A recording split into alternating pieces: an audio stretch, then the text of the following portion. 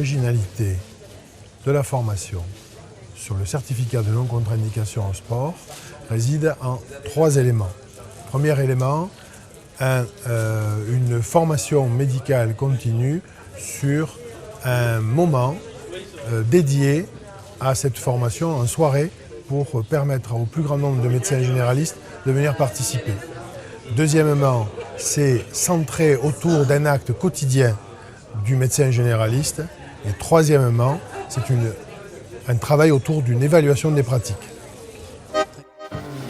Il faut bien se rendre compte que le format en soirée est très intéressant parce qu'il permet au plus grand nombre de se mobiliser pour venir à ces soirées.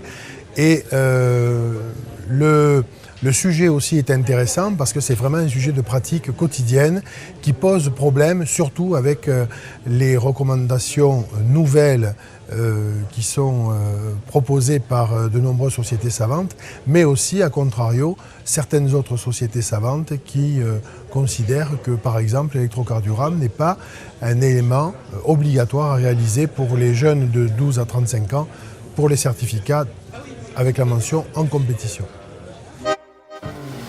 Le succès de la formation, qui a quand même réuni près de 700 médecins sur la France entière, est certainement dû au sujet et à la période où nous avons réalisé ces formations.